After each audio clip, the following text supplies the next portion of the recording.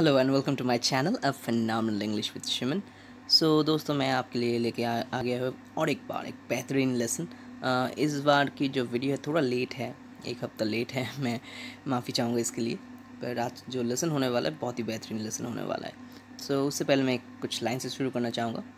Once the set just cracks open like the lava, very deep sunken, it will emerge out of nowhere, create sensation, foul and fair. You can feel being alive. It's time you fully derive all the lessons through the pain. They'll make you win and regain. Okay, तो उम्मीद करूँगा कि ये जो lines हैं आपको अच्छी लगी होगी। अगर अच्छी हो तो ज़रूर लाइक करना, कमेंट करना और यूट्यूब एल्गोरिदम को हेल्प करने से आगे बढ़ाने में। Thank you. Moving on to the lesson now. So क्या है, ये जो वाला वीडियो है ये हमारे पहले formal English and informal English कि हमें जो कंपैरिजन वीडियो बनाया था पार्ट 1 का, ये दूसरा चैप्टर है, पार्ट 2 है। सो मैं ज़रूर रिक्वेस्ट करूँगा आप लोगों को, अगर आपने पार्ट 1 नहीं देखा हो तो जाके पहले पार्ट 1 देख लीजिए, राइट। सो ऊपर ही कहीं नोटिफिकेशन आ रहा होगा। सो फॉर्मल इंग्लिश इनफॉर्मल इंग्लिश क्या है, मैंने पहले ही बोला था। फॉर्मल इंग्लिश जो वो होता है जो हम इसे राइटिंग वगैरह में स्कूल या फिर ऑफिस में या फिर कुछ रिटन एप्लीकेशंस में लिखते हैं वो। और इनफॉर्मल में क्या होता, जो हम वैसे ही दोस्तों के साथ या फिर अपने आस पड़ोस के लोगों के साथ बातें करने में यूज़ करते हैं। तो पहला जो लेसन था हमने उसमें काफ़ी सारे वर्ड्स किए थे, जिसका फॉर्मल वर्जन इनफॉर्मल वर्जन हमने जाना था। और इसी वीडियो में हम क्या करेंगे, आज बहुत सारे फ्रेजेस को हम इम्पोर्टेंस देंगे, जो फ्रेजेस फॉर्मल और इनफॉर्मल में कैसे यूज़ होते हैं, राइट। सो जो पहला वर्ड है वो है first of all, right. So first of all का मतलब हो जाता है इनफॉर्मल में, राइट, कि सबसे पहले आप जिसे इंट्रोड्यूस करेंगे, सबसे पहले आप जिस पॉइंट को बताते हैं उसे आप फर्स्ट ऑफ ऑल कह के स्टार्ट करते हैं। So first of all I will introduce you all to the lesson, right. So क्या हो गया, फर्स्ट ऑफ ऑल से आपने कह दिया कि मैं सबसे पहले क्या कहूँगा, सबसे पहले लेसन्स को इंट्रोड्यूस करवाऊँगा, right. So that's how it is. So first of all I introduce you to the lesson. अभी फॉर्मल में अगर कहना है तो आप कह सकते हैं टू बिगिन विद और to start with, right. To begin with और स्टार्ट विद का मतलब भी सेम ही होता है, बस फॉर्मल इंग्लिश में। तो to begin with I would like to present you the concept, right. So सबसे पहले मैं ये जो कॉन्सेप्ट है आप लोगों के सामने रखूँगा, है ना, just like that, similar fashion. Moving on to the next, anyway, right. Anyway भी एक फ्रेज़ है, हम कहते हैं ना ठीक है चलो जो भी है, अब तो ये है वो है ना। सो एनीवे थोड़ा इनफॉर्मल हो जाता है। So we had warned him, he committed the mistake anyway. हमने उसे वॉर्न तो किया था, फिर भी उसने ये गलती कर दी, है ना। एनीवे, बट इसे हम फॉर्मल में यूज़ करेंगे तो नेवरदलेस यूज़ हो जाएगा। He at times make mistakes, nevertheless he is a good fellow at heart. So nevertheless भी एनीवे का एक एप्लीकेशन है, मतलब बस फॉर्मल में है ना। नेवरदलेस का भी एक ही मीनिंग होता है। हाँ, ख्याल रखना नेवरदलेस एक सिंगल वर्ड है, ऐसा नहीं लिख देना कि it should be like never the less, नहीं, ऐसा नहीं, सिंगल वर्ड है ना, nevertheless, that's how it is. Okay, so moving on to the next, to sum up.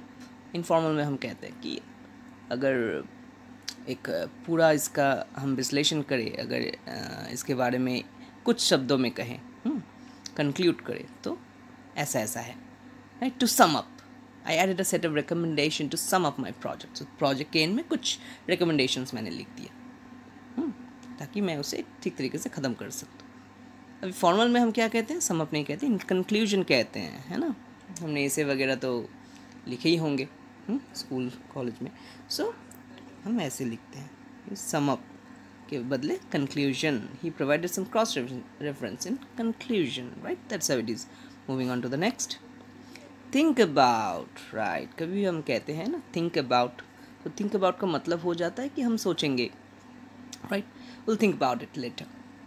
अभी इसे फॉर्मल में कैसे कहते हैं, हम थिंक नहीं कहते, हम कंसीडर कहते हैं कि हम कंसीडर करेंगे, मतलब इसके ऊपर आलोचना करेंगे, विश्लेषण करेंगे, something like that, right. So will think about this, that becomes I shall consider, right? We shall consider.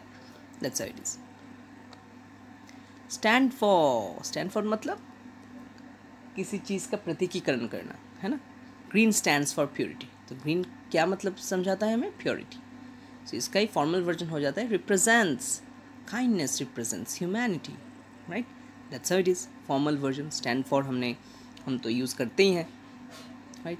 Regular English में, इनफॉर्मल इंग्लिश में. तो उसका जो फॉर्मल वर्जन हो जाता है रिप्रेजेंट हो जाता है, right. Moving on to the next. Point out. Informal. Point out भी इनफॉर्मल एक चीज़ है. मैंने उसकी गलतियों को पॉइंट आउट की, हो गया. He pointed out the mistakes, something like that. Indicate करना होता है formal. They indicated to my mistakes being the reason of the failure of the plan, right. उन्होंने ये कहा कि तुम्हारे मिस्टेक से ही प्लान फेल हो गया है. इंडिकेट किया, पॉइंट आउट किया. सेम चीज़ है but formal and informal version. It's about. अभी ये जो इट्स अबाउट, इसका मतलब क्या है?